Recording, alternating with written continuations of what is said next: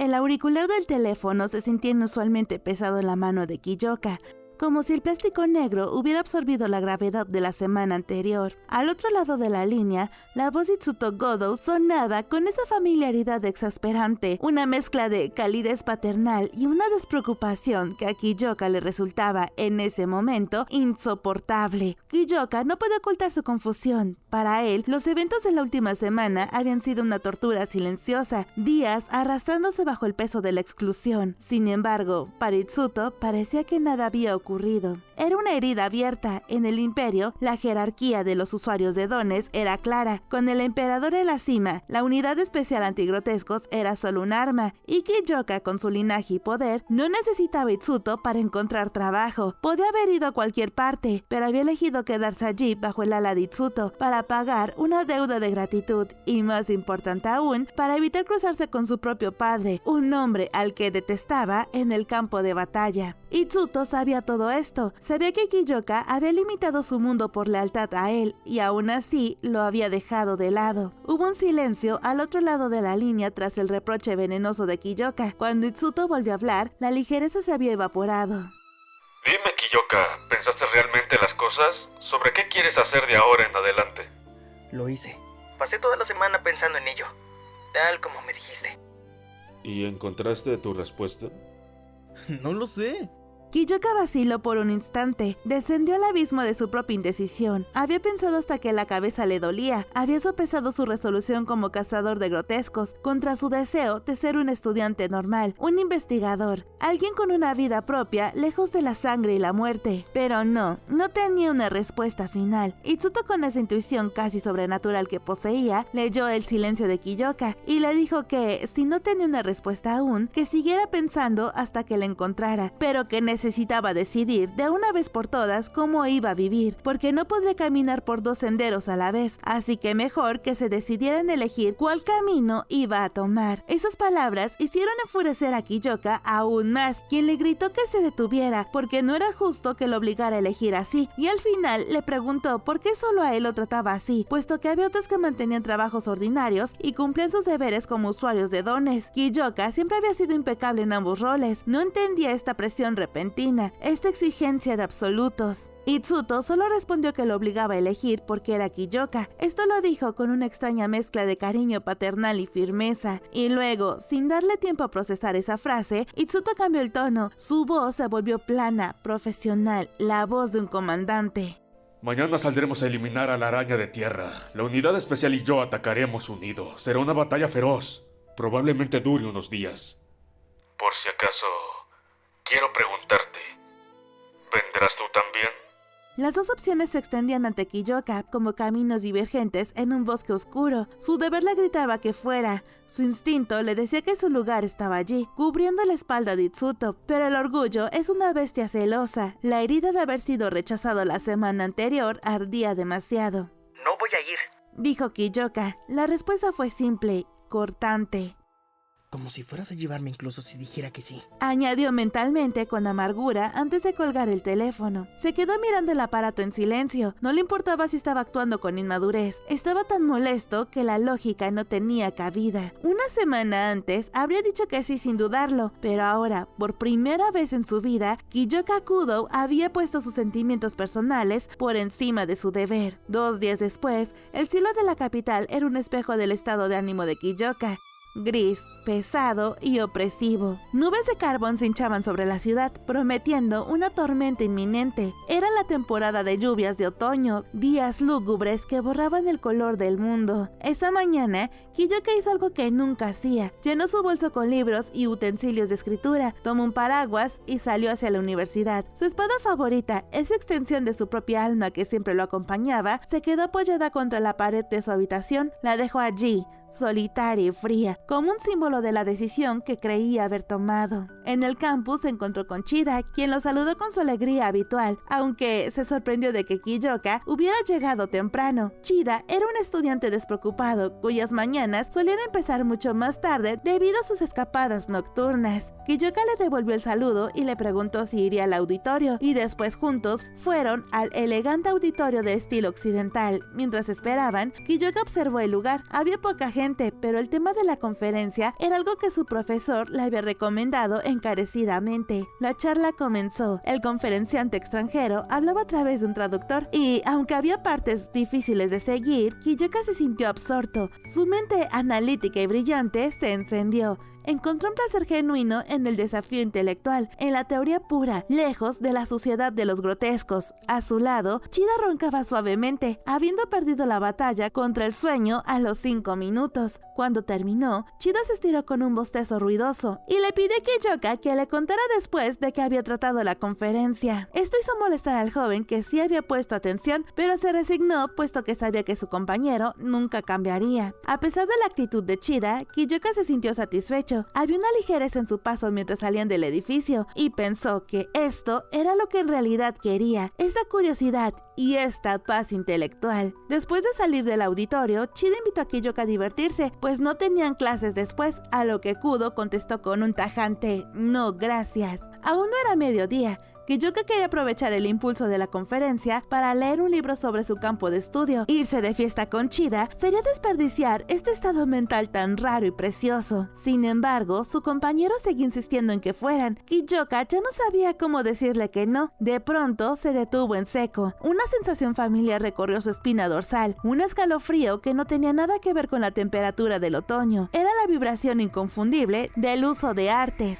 ¿Un familiar? Ignorando a Chida, escaneó el entorno. Sus ojos entrecerrados captaron de inmediato lo que nadie más podía ver: un trozo de papel blanco, doblado toscamente y deslizándose por el aire hacia él como una polilla moribunda. Levantó la mano y el familiar aterrizó en su puño. Chida, bien metiche, quería saber el por qué su amigo había reaccionado así, pero Kiyoka solo respondió que no era nada, le pidió que lo disculpara y se fue corriendo, dejando a su amigo aún más confundido. Kiyoka ya no lo escuchaba, se alejó a pasos apresurados, buscando la sombra de un edificio donde pudiera estar solo. El corazón le latía con un ritmo inquietante. Ese familiar tenía la forma de los que usaba Komyoin, el ayudante de Itsuto. Desdobló el papel con dedos que, por primera vez en años, temblaban ligeramente. Había 2 palabras escritas en el interior: necesito refuerzos. Eso era todo, pero la caligrafía gritaba una historia de horror. Las letras estaban borrosas, no por la lluvia, sino por la sustancia con la que habían sido escritas. Era un color óxido, denso y oscuro.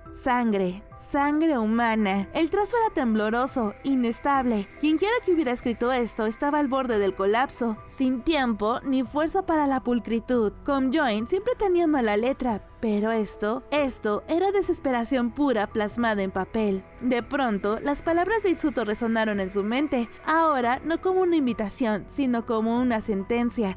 Mañana saldremos a eliminar a la araña de tierra. La unidad especial y yo atacaremos unidos. Será una batalla feroz. Estaban en problemas mortales. La unidad había sido superada. La duda de Kiyoka duró lo que tardó un parpadeo. En ese segundo, el estudiante universitario, el joven que quería leer libros y asistir a conferencias, se desvaneció.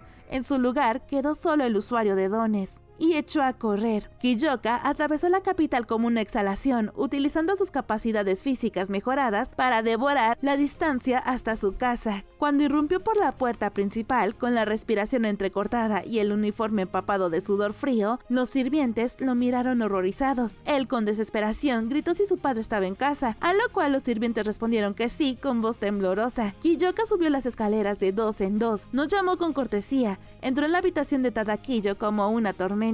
Su padre estaba sentado en la cama, mirándolo con esa calma gélida e ilegible que siempre había caracterizado su relación, y tranquilamente le preguntó qué era lo que pasaba. Kiyoka sin rodeos le preguntó dónde estaba la araña de la tierra. La pregunta salió de los labios de Kiyoka en un solo aliento. Tadakiyo lo miró en silencio. No parecía entender o no le importaba el pánico de su hijo, así que, casi como un ruego, le pidió que se lo dijera, puesto que era muy urgente. Y su padre sabía que así era. Sin embargo, no le contestó. La habitación se quedó en silencio. Kiyoka sintió que la bilis se le subía por la garganta. Su orgullo, ese orgullo que le había impedido ir a la mansión en primer lugar, ahora se interponía de nuevo. Pero esta vez lo aplastó. Se dobló por la cintura e inclinó la cabeza profundamente ante el hombre que detestaba. Y una vez más, rogó que le dijera la ubicación de la araña de la tierra. Dímelo, por favor.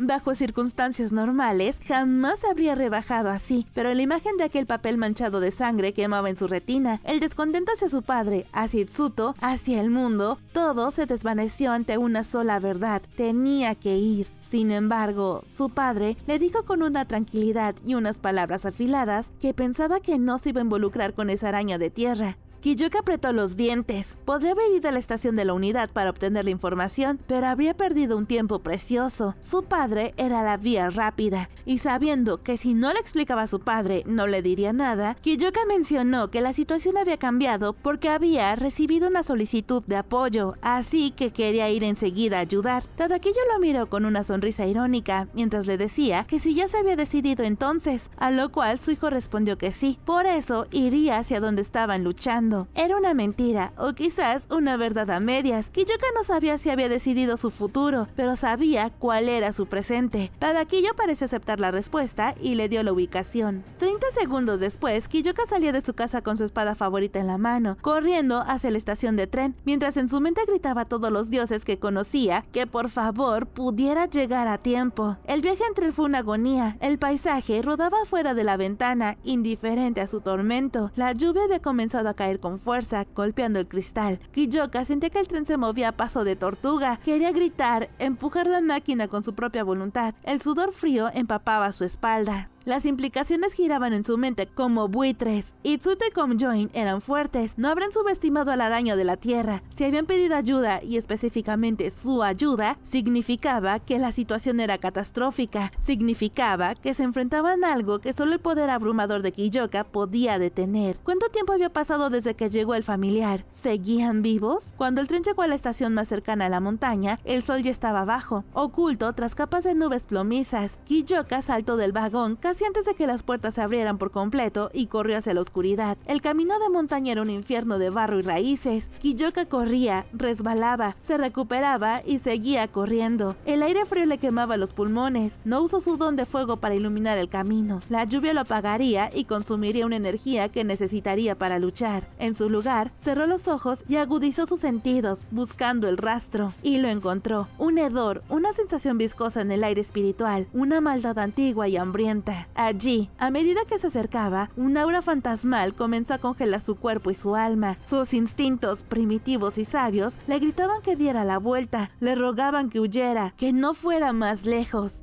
No tengo tiempo para tener miedo, susurró para sí mismo, forzando sus piernas a moverse contra la voluntad de su propia supervivencia. Kiyoka rompió la barrera de matorrales y entró en el claro. La escena que se abrió ante él desafiaba la comprensión. El sonido de la lluvia se mezclaba con un ruido húmedo y crujiente, el sonido de algo siendo devorado. El olor a sangre era tan denso que se podía saborear en la lengua, metálico y caliente, mezclado con el petricor de la tierra mojada. Y entonces lo vio, atrapado en la extremidad de una araña negra gigantesca, como un trapo gastado, había algo. La criatura sacudió su pata y el objeto se desprendió, cayendo al suelo con un golpe sordo, como una muñeca rota. Ese objeto era una persona. ¡Señor Godou! El grito desgarró la garganta de Kiyoka. Voló hacia él, cayendo de rodillas en el barro. Iba a levantarlo, a sacarlo de allí, pero sus manos se detuvieron en el aire, paralizadas por el horror. Había un agujero enorme en el estómago de Itsuto. La herida era tan devastadora que parecía que el cuerpo de Itsuto se desmoronaría si alguien lo tocaba. Kiyoka se quedó helado, con la mente en blanco, incapaz de procesar la carnicería. Si tan solo hubiera heredado un don de curación, el pensamiento fue inútil. Cruel. Itsuto tosió y la sangre brotó de sus labios, tiñéndolos de un rojo brillante. Abrió los ojos y miró a Kiyoka. Increíblemente, esbozó una sonrisa torcida y ambigua. Kiyoka, debieron haberte enviado. Kiyoka siguió la mirada de su mentor y vio a Komjoin apoyado contra un árbol, inmóvil, con una pierna destrozada. Pero Kiyoka no podía apartar la vista de Itsuto. Kiyoka balbuceaba, abrumado. No sabía qué hacer. No, eso no era cierto. Sabía que no había nada que hacer. Itsuto ya estaba demasiado lejos. Es todo mi culpa. ¿Por qué? No digas eso. Un chillido agudo rompió el aire. La araña de la tierra se lanzó hacia ellos. Sin siquiera mirar, Kiyoka levantó una barrera detrás de él. La criatura se estalló contra el escudo invisible y fue repelida. Kiyoka no apartó la vista de Itsuto ni por un segundo. Tomó la mano de su mentor. Se sentía pesada, fría y resbaladiza por la lluvia y la sangre. Lo siento, Kiyoka. Susurró Itsuto con lágrimas mezclándose con la lluvia en su rostro. Soy yo quien te dijo que eligieras. Pero esto no era... Lo siento, Kiyoka, por todo. Perdón por cargarte con esto. Las disculpas de Itsuto caían como piedras sobre el corazón de Kiyoka. No lo culpaba. No le gritaba por no haber venido antes, solo se disculpaba por haberle puesto una carga tan pesada. La luz en los ojos de Itsuto parpadeó una última vez y luego se apagó, convirtiéndose en cuentas de vidrio vacías. La calidez de su mano se desvaneció por completo. Itsuto estaba muerto. Kiyoka se quedó allí, inmóvil, bajo la lluvia torrencial. Yacían los cadáveres de los otros miembros de la unidad, hombres con los que había entrenado, reído y luchado. Todos convertidos en masas de carne silenciosa. ¿Por qué? ¿Dónde se había equivocado? La realidad se volvió borrosa. Kiyoka se levantó, su mano fría y entumecida desenvainó su espada. Lo que siguió no fue una batalla, fue una ejecución. La araña de la tierra, ya debilitada por el sacrificio de la unidad, no tuvo oportunidad. Kiyoka la atacó con una violencia ciega, cortando, apuñalando y desgarrando. La empujó por un acantilado y saltó tras ella, clavando su espada una y otra vez en el cuerpo del monstruo, apilando sellos mágicos sobre él como si intentara coserlo a la tierra. Quería matarla, quería borrarla de la existencia, pero la criatura, una antigüedad maldita, se negaba a morir completamente. Sin otra opción, Kiyoka usó su espada como intermediario para crear un sello rígido, atrapando al grotesco en una prisión eterna. Fue su primer acto de venganza, una hazaña magnífica, derrotar a una araña de tierra él solo, pero mientras la criatura dejaba de moverse, Kiyoka no sintió nada. Ni orgullo, ni alivio, ni victoria. Había ganado la pelea, pero había perdido todo lo que le importaba. La lluvia seguía cayendo, golpeando los árboles, vertiéndose sobre él como si quisiera borrarlo todo, lavar sus pecados, pero el agua nunca sería suficiente. Los recuerdos de Kiyoka se reanudaron días después en el funeral de Itsuto. No recordaba cómo había regresado a la capital, solo sabía que estaba allí, de pie, vestido de negro, cuando Yoshito, el hijo adolescente de Itsuto, lo agarró por el cuello de la camisa. Kiyoka no dijo nada, no se defendió. El puño de Yoshito impactó contra su rostro. Kiyoka salió volando y golpeó contra una pared. Sintió el dolor sordo y lejano, pero no le importó. Yoshito tiene toda la razón, pensó. En su mente, Kiyoka se repetía una y otra vez el escenario imposible. ¿Y si hubiera aceptado la misión desde el principio? ¿Y si no hubiera sido tan arrogante con sus estudios? Tal vez Itsuto estaría vivo. Tal vez Kiyoka habría llegado a tiempo. Kiyoka se disculpó, pero eso solo avivó la furia de Yoshito. El grito desgarrador del chico resonó en el salón. Los asistentes palidecieron. Yoshito se preparó para golpearlo de nuevo, pero una voz calmada cortó el aire, quien le pidió que lo dejara en paz. Todos se giraron. Era Komyoin. Estaba en una silla de ruedas, empujado por un médico, debajo de la bata del hospital. Los vendajes estaban empapados de sangre fresca. Se veía terrible, al borde de la muerte él mismo. Miró a Yoshito y le dijo que, si aún no estaba satisfecho por lo de su padre, que entonces lo matara a él. Komyoin, con un esfuerzo sobrehumano, se dejó caer de la silla de ruedas y se postró en el suelo ante el chico, abriendo sus heridas en el proceso. La sangre goteó al suelo. Komyoin se sentía terriblemente mal por todo lo que pasó. Se sentía culpable por la muerte de su admirable comandante, pues dijo que él era su ayudante y aún así había sido el único que sobrevivió. Por eso sentía que había fallado en salvar a su comandante y que por eso sus crímenes eran mucho más graves. La visión de Komyoin humillándose rompió la furia de Yoshito. El chico bajó el puño, temblando, y lanzó una última mirada de odio puro a Kiyoka, no sin antes decirle con una voz tenebrosa que no creyera que lo había perdonado, pues aseguraría de que sufriera el mismo dolor que su padre habría sufrido. Cuando Yoshito se fue, Kiyoka se acercó a Komyoin, quien había sido devuelto a su silla, pero al notar la forma en que Kiyoka lo miraba, le preguntó débilmente por qué demonios lo miraba así. Kiyoka respondió que lo mismo le preguntaba a él, porque lo miraba con la misma expresión de tristeza y pena. Kiyoka apenas podía hablar, su culpa lo estaba asfixiando. Komyoin finalmente dijo que no era su culpa, pero Kiyoka realmente pensaba que sí lo había sido por no haber escuchado el grito de ayuda de Itsuto cuando le pidió que decidiera ir con ellos, pero Komyoin le contestó que eso no iba a suceder, pues el comandante le había presionado para ello porque quería que reconociera por él mismo el deber que conlleva su poder. También le dijo que Itsuto quería que Kiyoka encontrara la resolución para elegir su propio futuro y que lo hiciera porque él quería, no porque se lo habían impuesto al nacer. Las palabras de Komyoin golpearon a Kiyoka como un martillo. Ah, era eso. Kiyoka lo entendió todo. Itsuto quería que fuera libre, pero Kiyoka interpretó esa libertad como la causa de muerte de su mentor y se sintió aún peor porque se había dejado llevar por la oportunidad de experimentar sus propios sueños, algo tan idealista. Kiyoka llegó a una conclusión terrible y definitiva. Sus deseos personales, sus anhelos de una vida normal, eran debilidades, eran distracciones infantiles que costaban vidas. Es demasiado tarde.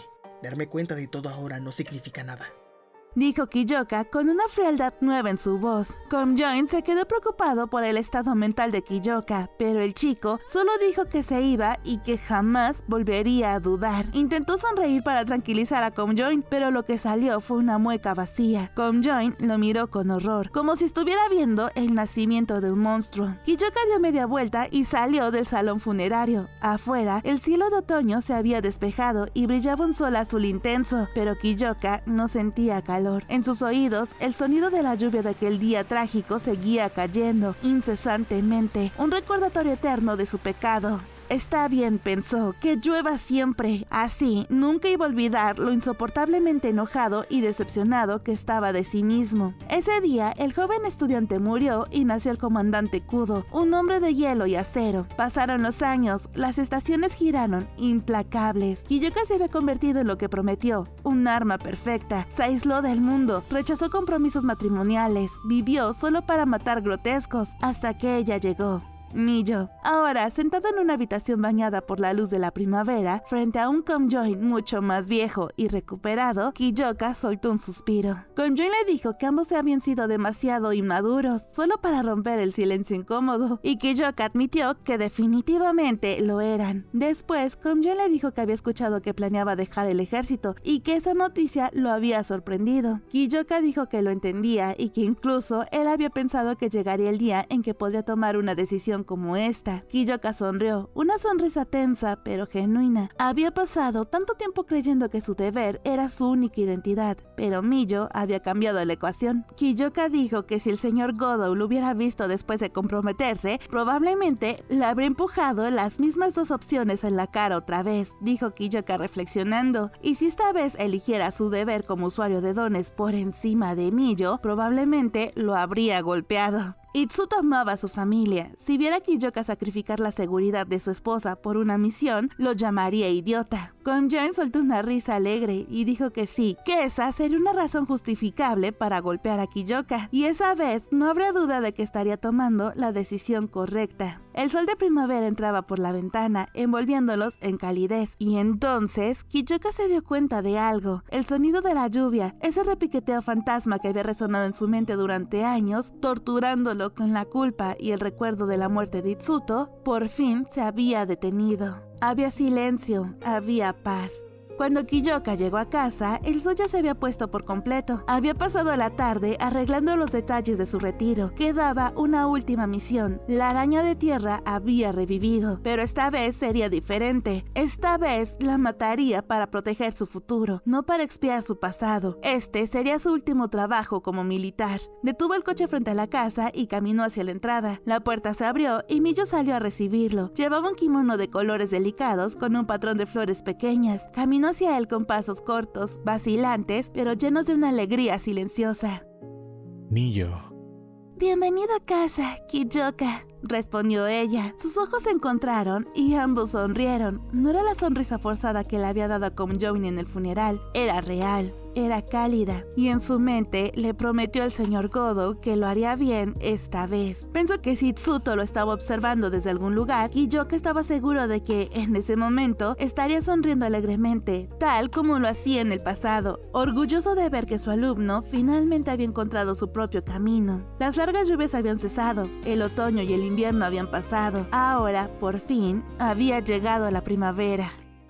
Y aquí termina lo importante de la novela 8. Bueno, hay 2 cuentos más, pero son historias apartes, como recuerdos de Kiyoka sobre cómo se dio cuenta de que estaba perdidamente enamorado de Miyo. Y también está una especie de luna de miel en la casa del Oscudo, pero ese video ya está por si lo quieren ver. Mil gracias Amix por todo su apoyo y en especial a mis mejores Amix y Amix especial que con su apoyo constante al canal hacen posible que haya más contenido aquí en mis dramas. Y a ti Amix que has llegado hasta aquí te mando un abrazo enorme. Amix, te quiero mucho y espero verte en el próximo spoiler.